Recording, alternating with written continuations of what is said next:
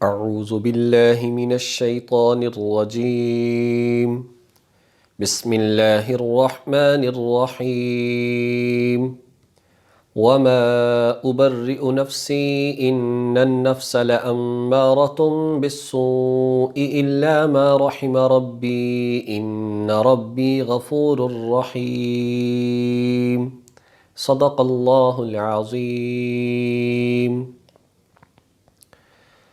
خلاصہ قرآن حکیم کے حوالے سے آج ہم 13ویں پارے کا خلاصہ پڑھ رہے ہیں۔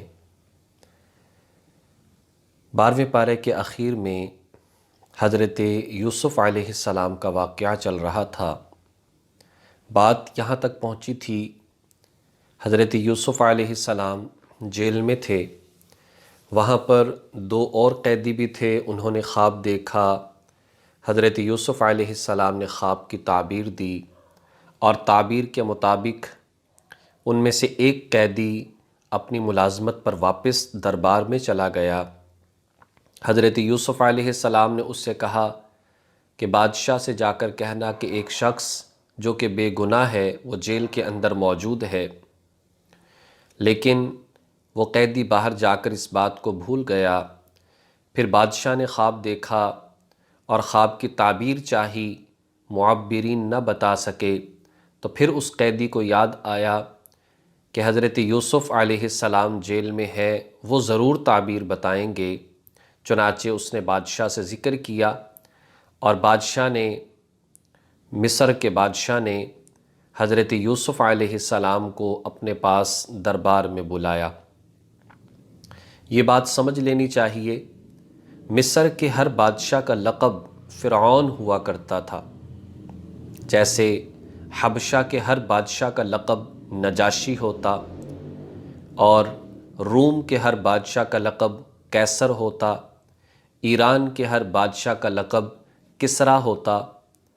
اسی طرح سے جو مصر ہے اس کے ہر بادشاہ کا لقب فرعون ہوا کرتا تھا۔ فرعون اچھے بھی آئے، برے بھی آئے۔ اس وقت کا جو فرعون تھا یہ بہت اچھا تھا۔ حضرت یوسف علیہ السلام کو یہاں پر بلایا گیا۔ جب خواب کی تعبیر دی تو حضرت یوسف علیہ السلام سے انہوں نے کہا کہ آپ اس امانت داری کو سنبھال لیں، اس حکومت کو سنبھال لیں۔ اتنے سمجھدار انسان کے ہوتے ہوئے اور پھر نبوت کے حوالے سے بات ہوئی، اس کے اشارات ملے، تو کہا کہ ایک نبی کے ہوتے ہوئے، اتنے عقل مند انسان کے ہوتے ہوئے میں کیسے بادشاہ رہ سکتا ہوں۔ چنانچہ آیت نمبر 55 میں ہے، حضرت یوسف علیہ السلام نے فرمایا کہ مجھے آپ وزیر خزانہ بنا دیں، میں خزانے کی نگرانی کرتا ہوں، اور ظاہر ہے کہ یہ انتہائی مشکل کام تھا۔ تو کہا کہ مجھے اللہ کے ذات نے اس کا علم عطا فرمایا ہے، اس سے یہ اشکال نہیں ہونا چاہیے کہ یوسف علیہ السلام نے عہدہ کیوں مانگا۔ دراصل یوسف علیہ السلام کو عہدے کی طلب نہ تھی، اس لیے کہ ان کے پاس تو اس سے بڑا عہدہ نبوت والا موجود تھا، لیکن انہوں نے اس لیے مانگا کہ کوئی نااہل اس خزانے کو ضائع نہ کر دے جس سے لوگ پریشانی کا شکار ہوں۔ اور اگر اس بات کو انسان یقین کے ساتھ جانتا ہو کہ یہ جو عہدہ ہے، یہ جو ذمہ داری ہے، مجھے اس کے بارے میں پورا یقین ہے، مجھے اس کے بارے میں علم ہے، میں اس نظام کو چلا سکتا ہوں، کوئی اور اگر اس نظام کو لے گا تو وہ برباد کرے گا، لوگوں کو پریشانی کے اندر مبتلا کر دے گا، تو پھر اس بات کو سامنے رکھنا اور عہدہ طلب کرنا کوئی بری اور غلط بات نہیں ہے۔ بہرحال آپ نظام کو چلانا شروع ہو گئے، دیکھنا شروع ہو گئے۔ اس کے بعد خواب کی تعبیر کے مطابق قحط سالی ہوئی، لوگوں کو پتہ چلا کہ جو مصر کا بادشاہ ہے، وزیر خزانہ ہے، وہ بڑا نیک دل ہے اور لوگوں کی امداد بھی کرتا ہے۔ چنانچہ فلسطین سے، شام سے، جس طرح پوری دنیا سے لوگ آنا شروع ہوئے، اس طرح سے آس پاس کے علاقوں سے اور شام سے بھی لوگ یہاں پر آئے۔ اب یہ تھا کہ جو بھی آتا اس کو غلہ دیا جاتا۔ حضرت یوسف علیہ السلام کے والد محترم نے بھی اپنے بیٹوں کو بھیجا کہ آپ جا کر لے کر آؤ، لیکن سارے نہ گئے، یہ بیٹے تو گئے لیکن بنیامین کو نہ لے کر گئے۔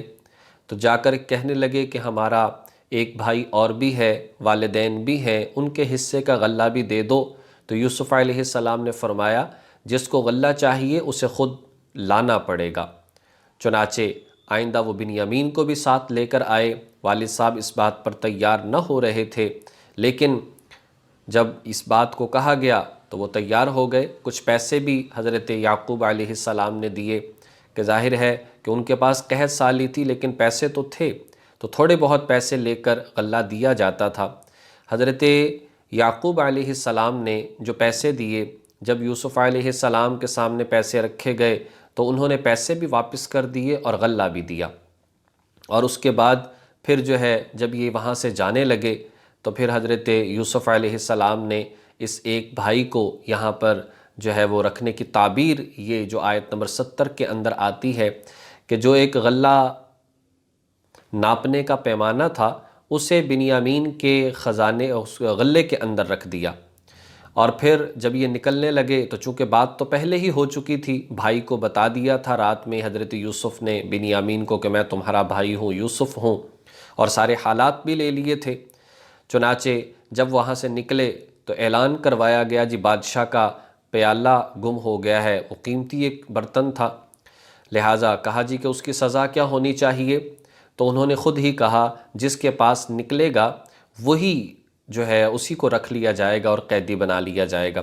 جب تلاشی لی گئی تو بنیامین کے خزانے کے اندر اور غلے کے اندر وہ نکلا، لہذا ان کو وہاں پر رکھ لیا گیا۔ جو بڑا بھائی تھا یہودا بڑا شرمندہ ہوا کہ کیا بنے گا، پہلے ہی والد صاحب بڑے اس بات میں رنجیدہ ہیں اور رو رو کر ان کی بینائی جا چکی ہے، اب بنیامین جو ہے اس کو بھی یہاں پر رکھ لیا جائے گا تو کیا بنے گا۔ تو اس کے بعد بہرحال حضرت یوسف علیہ السلام نے ساری بات انہیں بتائی اور کہا کہ اللہ تعالی ہم سب کو اکٹھا کرے گا، آپ پریشان نہ ہوں۔ آیت نمبر 80 سے 90 کے اندر آتا ہے ان تمام بھائیوں نے اپنے گناہوں کا اعتراف کیا، معافی مانگی اور پھر یہ چلے گئے، اور اس کے بعد پھر والدین کو بھی لے کر آئے۔ آیت نمبر 98 99 کے اندر آتا ہے یوسف علیہ السلام نے والدین کو تخت پر بٹھایا، ان 11 بھائیوں نے تعظیمی سجدہ کیا۔ تو حضرت یعقوب علیہ السلام نے فرمایا دیکھا میرے بیٹے، اللہ تعالیٰ کے ذات نے وہ 11 ستاروں کا سجدہ کرنے والی بات کو سچ ثابت کر دیا اور تمہیں اللہ تعالیٰ کی ذات نے بادشاہت عطا فرما دی۔ اس واقعے سے بہت سارے سبق اور درس ہمیں ملتے ہیں۔ سب سے بڑی بات اور سب سے بڑی انسان کی ترقی کے اندر جو رکاوٹ ہے وہ حسد اور جیلسی ہے، اور اس کے مقابلے میں جو انسان ترقی اور کامیابی حاصل کر سکتا ہے وہ اس کے اچھے اخلاق ہیں۔ اچھے اخلاق، اوصاف، تربیت بہرحال اپنا رنگ ضرور دکھاتی ہے۔ جو دین پر انسان جمتا ہے اسے ایک نہ ایک دن کامیابی ضرور ملتی ہے۔ تقدیر ہر حال میں غالب آ کر رہتی ہے، جو اللہ چاہے وہ ہوتا ہے، وہ جسے چاہے عزت عطا فرما دے اور جسے چاہے ذلت عطا فرما دے۔ اور اس کے اندر نبی پاک صلی اللہ علیہ وسلم کو تسلی بھی دے دی کہ دیکھو یوسف علیہ السلام کیسے کنویں میں ڈال دیے گئے اور آخرکار کنویں سے نکل کر اللہ نے کیسے بکتے بکاتے سارا واقعہ ہم نے پڑھا، تو اللہ تعالیٰ کی ذات نے کیسے انہیں بادشاہ بنا دیا، اتنے اونچے مقام پر پہنچا دیا۔ اے نبی آپ بھی پریشان نہ ہوں، بے شک مکی زندگی میں مشکلات ہیں، پریشانیاں ہیں، آپ کو ہجرت کر کے جانا پڑ رہا ہے، لیکن ایک وقت آئے گا مدینہ منورہ میں اپنی حکومت ہوگی اور اس حکومت کی بنیاد پر پھر مکہ مکرمہ کو بھی فتح کیا جائے گا اور اللہ تعالیٰ مسلمانوں کو عزتیں اور خوشیاں عطا فرمائے گا۔ تو ہم نے پڑھا کہ یوسف علیہ السلام کی زندگی کا آغاز بڑی پریشانیوں سے ہوا، بھائیوں نے دشمنی کی، کنویں میں ڈال دیا گیا، مصر کی منڈی کے اندر بیچ دیا گیا، والدین کی جدائی برداشت کی گئی، الزام تراشی ہوئی، جیل میں رہنا پڑا اور آخر کار وزیر خزانہ بن گئے۔ معلوم ہوا جو معاشرتی برائیاں انسان کے زندگی میں آتی ہیں اس کی بنیادی وجہ، جیسے ان بھائیوں نے حسد کیا، اس سے کیوں محبت کرتے ہیں، ہم سے کیوں نہیں کرتے، اور بھائی ہی کو قتل کرنے کے لیے تیار ہو گئے۔ تو تمام معاشرتی برائیوں اور پریشانیوں کی جو بنیاد ہے وہ حسد اور جیلسی ہے۔ اس کے مقابلے میں اچھے عمدہ اخلاق ضرور اپنا رنگ دکھاتے ہیں۔ اور ایک اور بات اس کے اندر سمجھا دی گئی، مرد عورت کا اختلاط اگر ہو، مرد عورت نامحرم اگر اکٹھے ہوں تو بہت مشکل ہے کہ اپنے آپ کو ہر ناجائز سے بچا سکیں، اس لیے کہ حدیث میں آتا ہے جب مرد و عورت دو اکٹھے ہوتے ہیں تو تیسرا ان کے ساتھ شیطان ہوتا ہے۔ اسی طرح یہ بات بھی بتا دی کہ گناہ کے مقابلے میں اگر انسان آزمائش، تکلیف برداشت کر لے، جیسے حضرت یوسف علیہ السلام نے برداشت کی، تو اللہ تعالیٰ غیب سے ضرور مدد فرماتے ہیں اور انسان کو کامیابی، ترقی اور حلاوت ایمانی بھی نصیب فرماتے ہیں۔ اس کے بعد سورۃ الرعد کا آغاز ہوتا ہے۔ سورۃ الرعد قرآن کریم کی مکی سورہ مبارکہ ہے، ترتیب توقیفی کے لحاظ سے 13ویں نمبر پر ہے، ترتیب نزولی کے لحاظ سے 96ویں نمبر پر یہ سورہ مبارکہ نازل ہوئی۔ اس کی 43 آیات اور 6 رکوع ہیں۔ رعد کہا جاتا ہے کڑکنے والی بجلی کو۔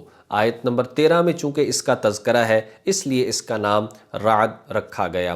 مکی سورہ مبارکہ ہے۔ اللہ تبارک و تعالی مکی صورتوں میں 3 چیزوں کو زیادہ تر بیان فرماتے ہیں، اللہ کی توحید اور قیامت اور انبیاء علیہم السلام کی رسالت۔ تو اللہ تعالیٰ کے ذات نے شروع ہی کے اندر وحدانیت کے دلائل عطا فرمائے۔ اللہ تبارک و تعالی سب چیز کو پیدا کرنے والا خالق، مالک اور رازق ہے، لہٰذا عبادت بھی اسی کا حق ہے۔ مشرکین مکہ دراصل وہ بعث بعد الموت کے منکر تھے، موت کو تو مانتے تھے۔ مشرکین مکہ وجود، اللہ تعالیٰ کے وجود کے بھی قائل تھے، اللہ تعالیٰ کو خالق بھی مانتے تھے، لیکن وہ کہتے تھے کہ موت کا آنا تو برحق ہے، لیکن اس کے بعد حساب کتاب، قبر کی زندگی، دوبارہ پیدا کیا جانا، یہ سب غلط باتیں ہیں اور من گھڑت باتیں ہیں۔ لہٰذا اس بات کو سمجھایا گیا جو اللہ کی ذات پہلی مرتبہ پیدا کرنے پر قادر ہے وہ دوبارہ بھی پیدا کرنے پر قادر ہے، اور یہ قبر صرف مٹی کا ڈھیر نہیں، یا تو جنت کا باغ ہے یا دوزخ کا گڑھا ہے۔ آیت نمبر 17 کے اندر اللہ تعالیٰ کی ذات نے مثال بیان کر دی، فرمایا کہ دنیا کے اندر جیسے دیکھا جائے کہ سونا جو ہوتا ہے اس کو خالص بنانے کے لیے اس کو آگ کے اندر رکھا جاتا ہے اور پھر وہ پگھلتا ہے، اس کے اوپر جھاگ آ جاتی ہے، لیکن اصل سونا خالص وہ نیچے بیٹھ جاتا ہے۔ تو فرمایا اسی طریقے سے دنیا کے اندر مشکلات، پریشانیاں آتی ہیں، جو لوگ ہلکے ایمان والے یا کفر کی طرف مائل ہوتے ہیں وہ جھاگ کی مانند ہوتے ہیں، وہ ضائع ہو جاتے ہیں، اور جو اصل ایمان والے ہوتے ہیں ان مشکلات اور ان پریشانیوں سے مزید ایمان کے اندر مضبوط ہو جاتے ہیں اور جمے رہتے ہیں، اور آخر کار خالص ہو کر جنت کے لیے تیار ہو جاتے ہیں۔ آیت نمبر 20 سے 24 تک متقین کی 8 صفات بیان فرمائی۔ متقین اور حقیقی عقل مند کون ہیں؟ نمبر 1، عقل مند عہد شکنی نہیں کرتے۔ نمبر 2، رشتوں کو نبھاتے ہیں، توڑتے نہیں۔ نمبر 3، اللہ تعالیٰ کی ذات سے ڈرتے ہیں۔ نمبر 4، انہیں حساب کا ڈر ہوتا ہے، اس لیے دنیا میں ظلم، زیادتی، کسی کا نقصان اور عبادت کے اندر کوتاہی نہیں کرتے۔ نمبر 5، اللہ کی رضا حاصل کرنے کے لیے صبر سے کام لیتے ہیں۔ نمبر 6، نماز ہمیشہ قائم کرتے ہیں، سستی نہیں کرتے۔ نمبر 7، خفیہ اور اعلانیہ ہر حال میں اللہ کے راستے میں خرچ کرنے کی کوشش کرتے ہیں۔ عقل مند اور متقی 8ویں ان کی نشانی یہ ہے، برائی کا جواب اچھائی کے ساتھ دیتے ہیں، لوگوں کے ساتھ اچھا برتاؤ کرتے ہیں۔ آیت نمبر 25 کے اندر بدبختوں کی 3 نشانیاں بیان فرمائی۔ نمبر 1، یہ عہد شکنی کرتے ہیں، اللہ کے عہد بھی توڑتے ہیں، لوگوں سے کیے وعدے بھی توڑتے ہیں۔ نمبر 2، رشتوں کو توڑنے والے ہوتے ہیں۔ نمبر 3، زمین کے اندر ہر حوالے سے فساد پھیلاتے ہیں، نقصان کرتے ہیں، وحشت پھیلاتے ہیں، اور اسی طریقے سے لوگوں کو پریشان کرنے کی کوشش کرتے ہیں، امانتوں میں خیانتیں کرتے ہیں، معاملات کے اندر پورے نہیں اترتے۔ یہ 3 بڑی ان کی بدبختوں کی نشانیاں بیان کر دیں، متقین کی بھی، اور ان کی بھی بیان کرنے کا مقصد یہ ہے تاکہ سمجھ کر انسان اچھی چیزیں اپنے اندر پیدا کرے اور برائیوں سے اپنے آپ کو بچا سکے۔ اور آخر کے اندر سورہ رعد کے اندر فرمایا حضرات انبیاء علیہم السلام بھی انسان ہوتے ہیں۔ لوگ دراصل کہا کرتے تھے یہ کیسے ہو سکتا ہے، ایک انسان کو نبی بنا دیا گیا؟ فرمایا کہ جی بالکل، اشرف المخلوقات چونکہ انسان ہی ہے، اس لیے اللہ تعالیٰ کی ذات نے انسان کو نبی بنایا۔ اور دوسری بات یہ ہے اللہ تعالیٰ کی ذات نے وحی اور معجزات عطا فرمائے جو باقی انسانوں سے انبیاء انسانوں کو الگ کرنے والے ہوا کرتے ہیں۔ لہٰذا اس بات کو سمجھنا چاہیے، اگر تو دنیا کے اندر کوئی اور مخلوق ہوتی تو نبی ان میں سے آتا۔ اشرف المخلوقات چونکہ انسان ہے، اس لیے اللہ کی ذات نے انبیاء کا سلسلہ بھی انہی میں رکھا ہے۔ سورہ ابراہیم کا آغاز ہوتا ہے ترتیب توقیفی کے لحاظ سے 14ویں نمبر پر یہ صورت ہے، اور نازل ہونے کے اعتبار سے 72 نمبر پر یہ صورت نازل ہوئی۔ اس کی 52 آیات اور 7 رکوع ہیں۔ ابراہیم اس کا نام اس لیے رکھا، آیت 35 سے 41 تک حضرت ابراہیم علیہ السلام کا واقعہ ہے، اس لیے اس کو سورت ابراہیم کہا جاتا ہے۔ آغاز ہی میں توحید، رسالت اور آخرت کے حوالے سے بیان فرمایا گیا۔ فرمایا کہ کائنات کا ہر ذرہ اللہ کی وحدانیت پر دلالت کرتا ہے، لہٰذا خالق جب وہی ہے تو معبود بھی وہی ہے۔ رسالت فرمایا نبی بشر کہا کہ نہیں ہو سکتا۔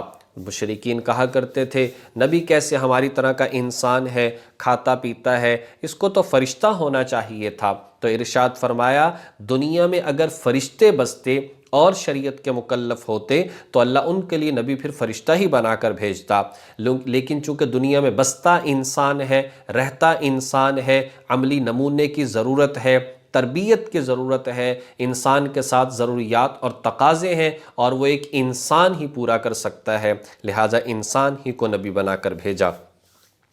آخرت کے حوالے سے ارشاد فرمایا جو مشرکین ہیں یہ لوگ ہدایت سے محروم اس لیے ہو جاتے ہیں، یہ اپنے آباء و اجداد کی اندھی تقلید کرتے ہیں اور آخرت کا انکار کیے چلے جا رہے ہیں۔ اگر حقیقت حال کو سمجھیں تو یہ سیدھے راستے پر آ سکتے ہیں۔ سلسلے کو آگے بڑھاتے ہوئے حضرت ابراہیم علیہ السلام کے واقعات کو ذکر فرمایا۔ اللہ تعالیٰ کی ذات نے حکم دیا اے ابراہیم اپنی بیوی، اپنے بچے اس کو لے کر جاؤ اور آپ بے آب و گیاہ جو وادی ہے وہاں پر اس کو چھوڑ دو۔ چنانچہ حضرت ابراہیم علیہ السلام کنعان سے چلے اور مکہ مکرمہ جو اس وقت بالکل اجاڑ بیابان تھا وہاں پر ان کو چھوڑ دیا، اور پھر واپس ہوئے، ان بیوی اور بچے کو چھوڑ کر واپس ہوئے۔ جب تھوڑے سے اوجھل ہو گئے پھر ہاتھ اٹھا لیے، اللہ کے حضور دعائیں کیں یا اللہ اس جگہ کو شہر بنا دے، اس شہر کو پرامن بنا دے، یہاں کے رہنے والوں کو طرح طرح کے پھلوں کا رزق عطا فرما، بت پرستی سے ان سب کو بچا، نماز کا یہاں پر اہتمام ہو، آنے جانے والوں کو یا اللہ یہاں کا شوقین بنا دے۔ چنانچہ دیکھ لیں حضرت ابراہیم علیہ السلام کی دعائیں کیسے پوری ہوئیں۔ اللہ نے اس شہر کو پرامن بنا دیا، وہاں پر اگتا کچھ نہیں لیکن ملتا سب کچھ ہے، اور اچھے سے اچھا ملتا ہے۔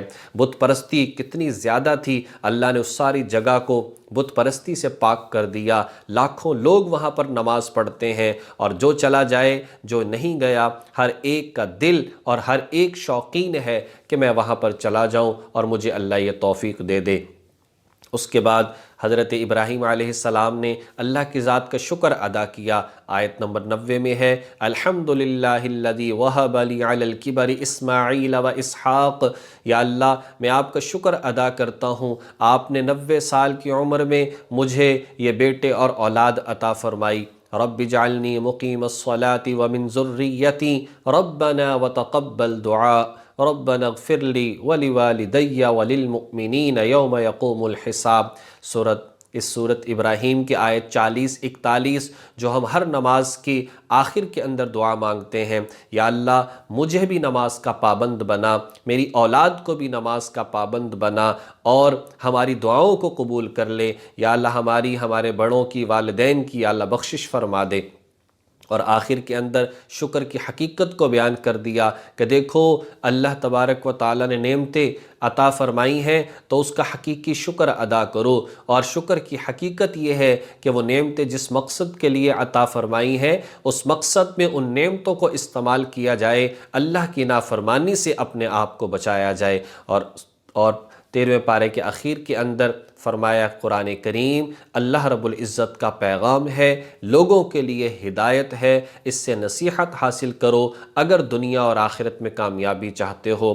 اس کے بعد سورۃ الحجر کا آغاز ہوتا ہے، اس کی آخری آیت 13ویں پارے کے آخر میں ہے، بقیہ ساری سورت 14ویں پارے میں ہے، لہٰذا سورۃ الحجر کے اخیر سے ہی انشاءاللہ ہم 14ویں پارے کا آغاز کریں گے۔ اللہ تبارک و تعالی ان تمام باتوں کو سمجھ کر عمل کرنے کی توفیق نصیب فرمائے۔ وآخر دعوانا ان الحمد للہ رب العالمین۔